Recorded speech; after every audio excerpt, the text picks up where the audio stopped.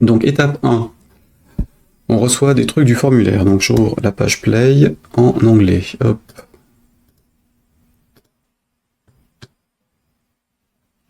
Si je, à la racine.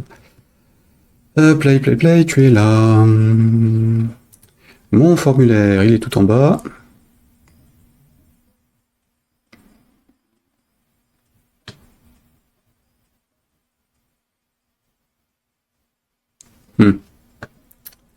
Ok, alors, première étape, déjà on est en step 1, quoi qu'il arrive.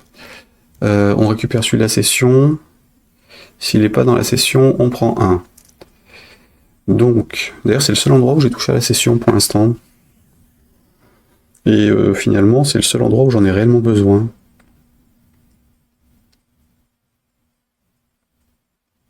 Dans les autres, je crée un cookie de session, mais on s'en fout, à la limite. Peu importe, de toute façon il est temporaire. Ouais, il est temporaire. Donc, première étape, formulaire, j'ai quoi?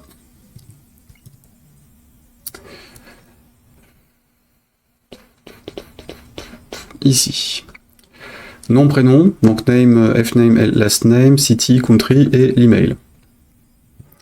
Du coup, je vais récupérer ce que j'avais dans le contact. On va s'emmerder. Contact machin, je récupère ça.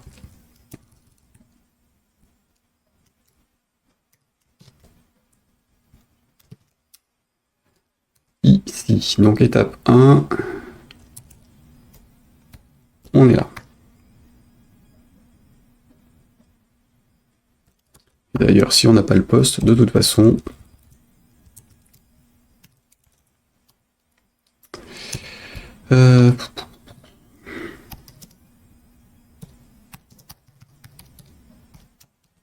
Non, ça sert à rien puisque j'en ai pas l'utilité ici. Donc, si on est en 1 et que...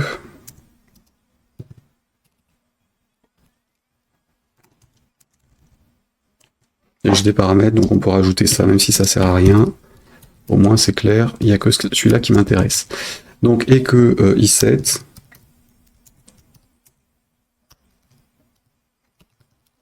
de $_post.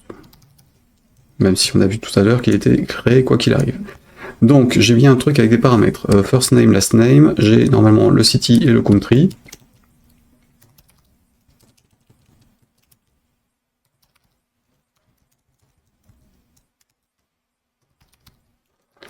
Et le country.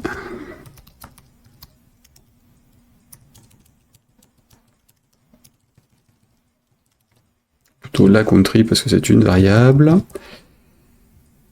Et c'est un pays. Ouais. Ou une contrée, au choix. Donc j'ai l'adresse, c'est bon. J'ai mes 5 éléments. J'ai mes éléments pour le faire, donc... j'ai mes éléments, du coup... Là, je vais pouvoir créer des trucs dans la base de données non, je vais les créer ailleurs. Je fais quoi? J'avais dit quoi? Oui, je teste s'ils existent et s'ils sont bien remplis tous les 5. Donc, hop. Alors déjà, l'email qui est valide ou pas.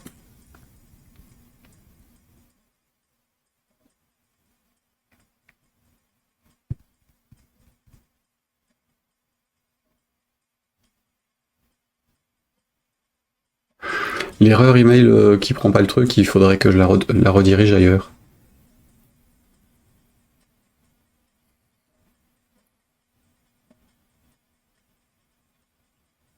Sachant, je sais plus si c'est validé ou pas sur le serveur. Bon, on verra. Donc, mes emails, donc il est valide ou pas.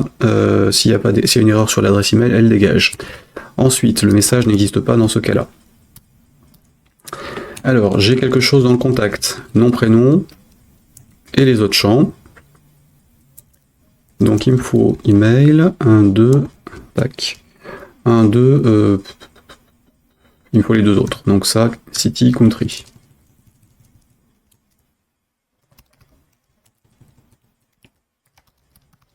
Ils sont tous les 4 testés dans le formulaire lui-même, en JavaScript, donc ça devrait être validé côté site. Du coup, les erreurs, ça ne se produira que si il y a quelqu'un qui l'a utilisé sans avoir le droit de le faire. Alors, dans ce cas-là, j'ai mes 5 éléments. Je peux donc inscrire l'utilisateur, ou en tout cas tenter de l'inscrire. Donc il faudrait voir. Il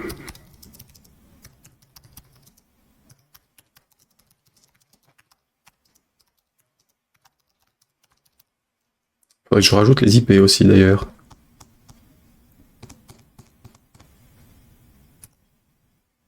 Ouais, il faut que je rajoute l'IP dans la table.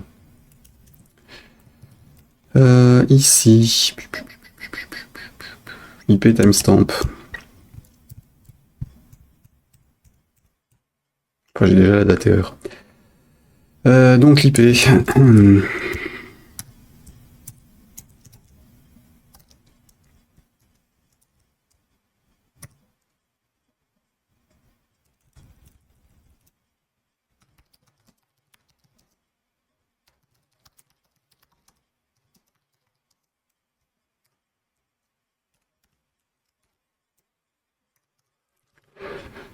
IP, hop.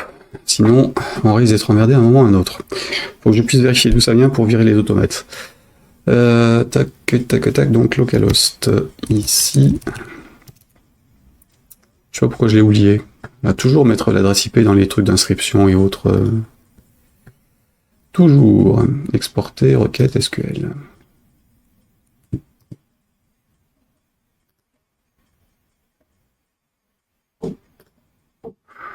Voilà, et normalement... J'ai pas besoin de rajouter des... Ouais, j'ai pas rajouté d'index tout de suite dessus. C'est pas utile. Donc... play. Alors, je disais, j'ai ça, j'ai mes éléments. Donc, vérifier qu'il n'a pas déjà joué aujourd'hui. Ensuite... Si ok...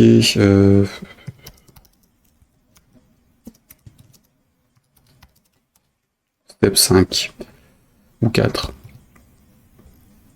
Et donc il me faut un quatrième bloc. Un quatrième bloc dans l'écran. Je vais reprendre celui de... Bah rien en fait, là. Dans l'écran, il est ici. J'avais un pavé conditionné ici. Développeur machin. 1, 2, 3, 4. Et donc c'est bloc 5. C'est quoi ça? Là. Step 5.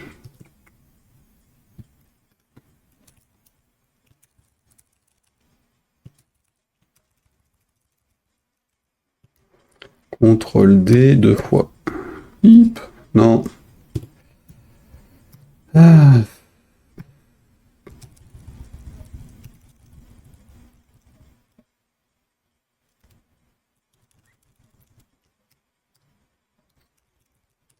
Donc 5 et else.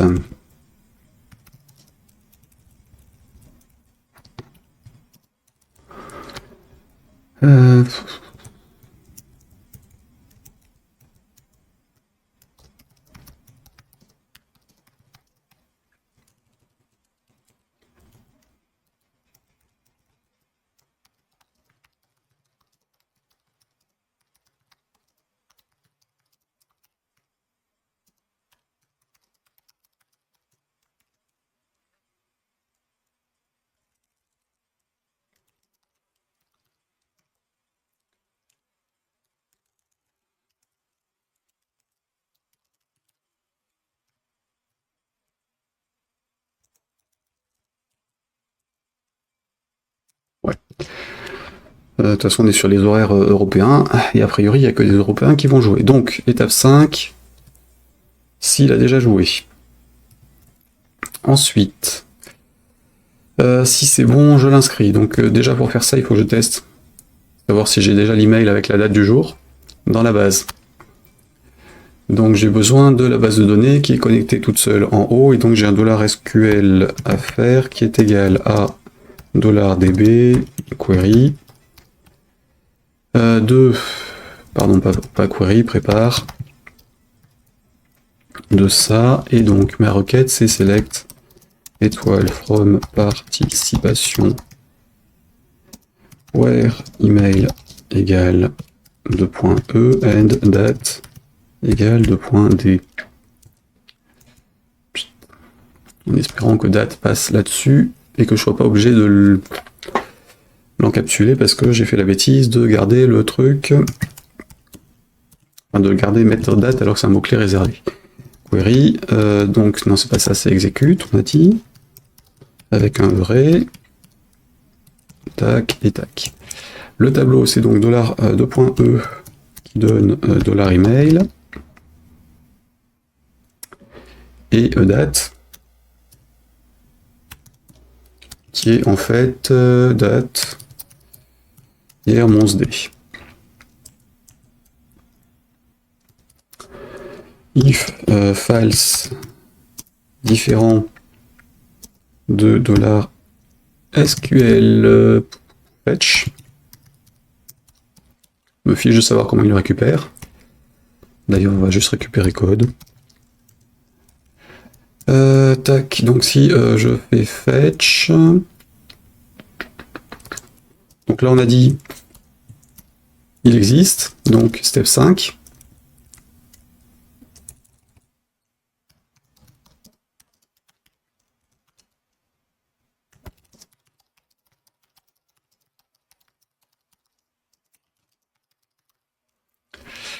Else, je l'inscris.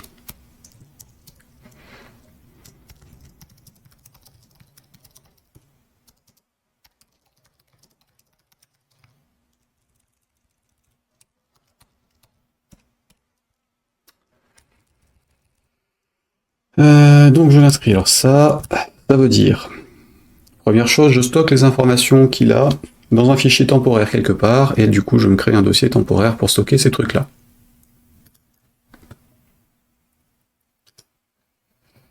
Ou alors à la limite, j'ai stock dans la session, mais s'il répond sur un autre navigateur, j'aurai plus la session.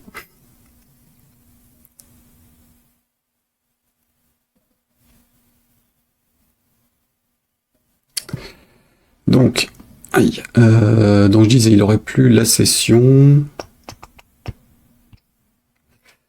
Du coup,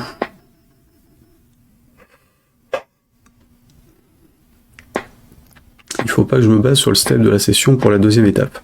Alors, j'ai dit un dossier temporaire. Donc là, clic droit, nouveau, document texte, temp. Oh. Décidément, on ne va pas y arriver. Alors, faisons un copier-coller. Hein. Hop, hop. Temp. Ici, évidemment, tout ça, ça dégage. Affiche-moi ça comme je le fais d'habitude et arrête de m'emmerder avec cet affichage par défaut un jour. Ça, donc ma redirection pour la racine et moi je access qui interdit l'accès. Si j'oublie pas de le faire quand je suis sur le vrai serveur. Voilà. Donc j'ai un dossier temporaire et je vais stocker mes participations dedans. Donc première étape, je crée un code d'autorisation. Pour ça, gen id. Dans mon starter, je vais donc faire un génération id.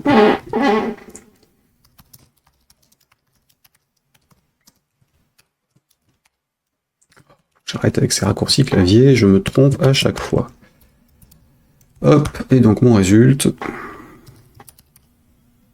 Pas un résulte, c'est return. .id.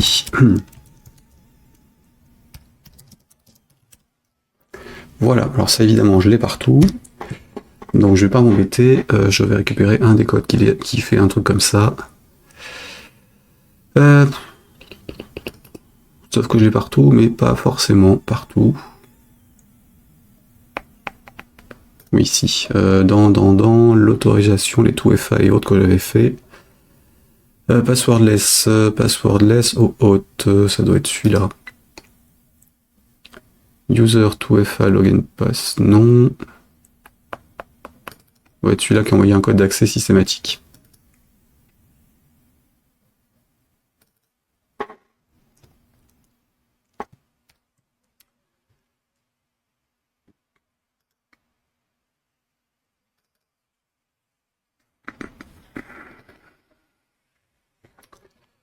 Alors, génère machin, get new ID, number string.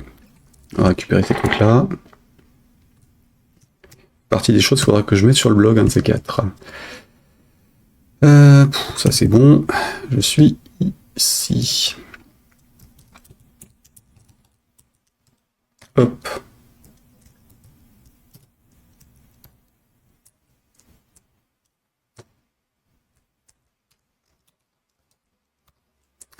Alors, je vais utiliser celui-ci, qui va prendre des nombres aléatoires avec des lettres, des chiffres et des lettres en majuscules.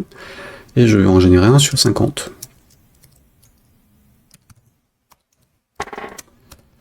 Je vérifie qu'il n'existe pas déjà dans mon dossier temp, donc if, alors...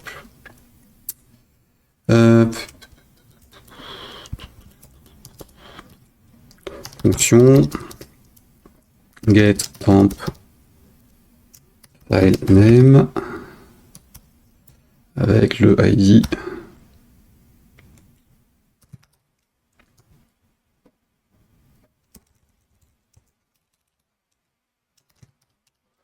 pass de file name. Tac, tac. C'est pas celui-là. Mais tac, tac, j'ai dit. Le alt avait été repassé dans le menu. Donc if note is. Bon, on va arrêter de faire des tests dans tous les sens. Donc ici, je vais simplement récupérer le chemin. Donc là, le chemin, c'est return dire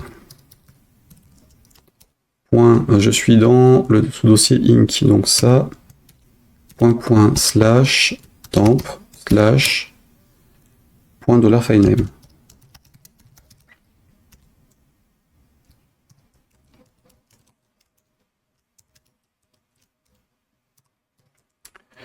Donc dollar file name égale ça.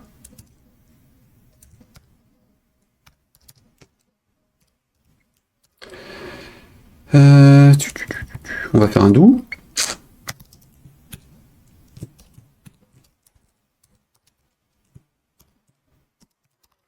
While. Alors faire tant que. Tac.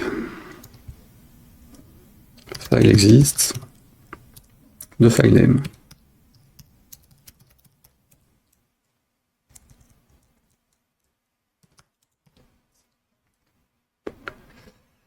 J'ai un doute sur la syntaxe du do while, mais on verra bien à la compile. Donc, je vais créer en fait, je vais travailler. Alors, les participations, je ne vais les enregistrer dans la base de données que quand tu auras un ticket qui aura été validé. Donc, pour l'instant, les informations qui sont saisies, tant qu'il n'y a pas de ticket validé, je vais juste les stocker comme ça. Horodaté évidemment, parce que j'ai pas envie de foutre des trucs sur des kilomètres, et je ferai éventuellement un batch de nettoyage qu'il faut que je rajoute d'ailleurs. Hop là.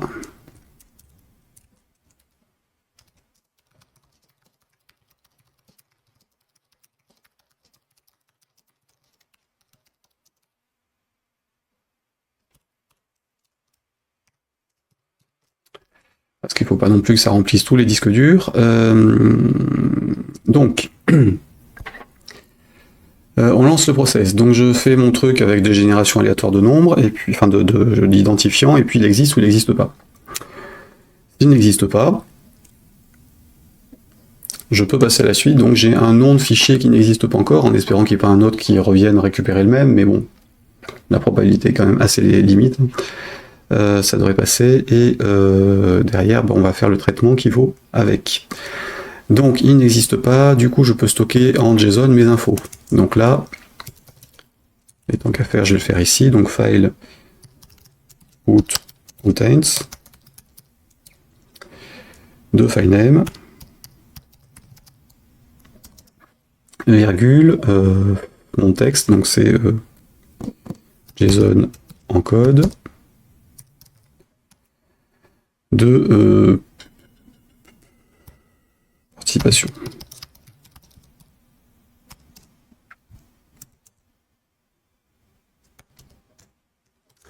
Alors, mon participation ici,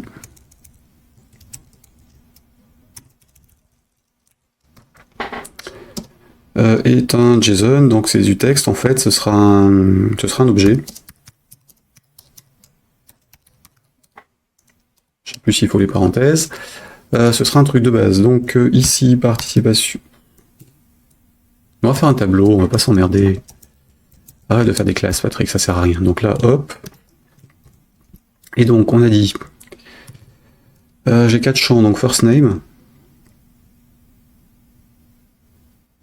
Ouais, mettons nom. Non, non, non, on a dit last name. Virgule, prénom. Nom, prénom, cité, country, email.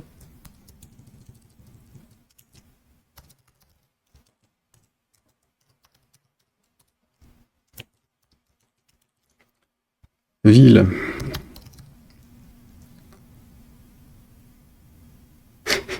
Ouais, je suis assez d'accord. Quand on s'est fait matrixer par l'APO, on est à fond dedans. Alors, city.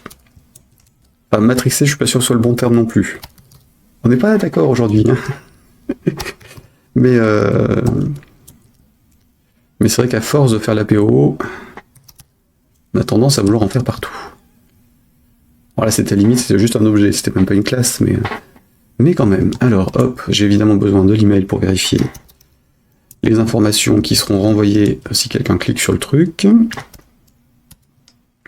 Et pour le stocker en base de données derrière, puisque je ne sais pas ce qui sera récupéré.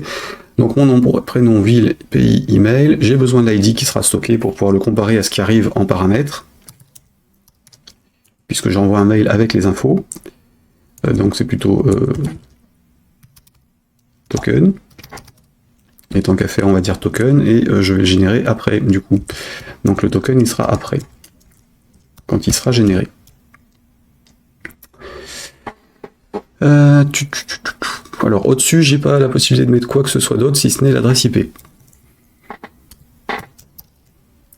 L'IP d'inscription.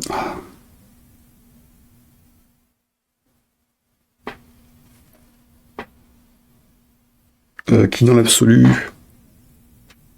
Enfin si, là celle-ci, elle peut me servir pour détecter des gens qui essayent de bourriner le formulaire, sans savoir qu'il y a plusieurs étapes et sans faire la suite. Donc pour filtrer des gens, donc IP $_ serveur de, ça je ne me suis pas trompé, remote ADDR.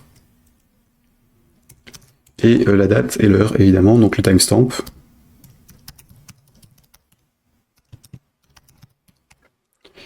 Voilà. IP machin, donc ça me permet de faire du ménage derrière. J'ai l'IP pour voir s'il y a quelque chose qui déconne ou pas dans la base le jour où j'aurais envie de regarder, ou si je trouve qu'il y a des trucs un peu bizarres sur le serveur ou sur les accès du site.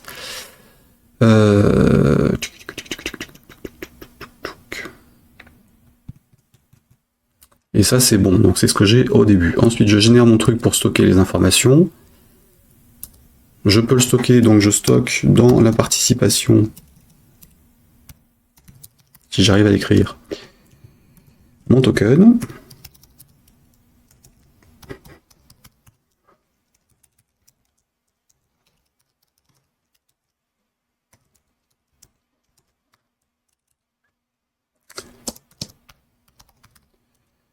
Je stocke tout ça. Et j'envoie un mail avec cette participation-là en paramètres. Donc mon email c'est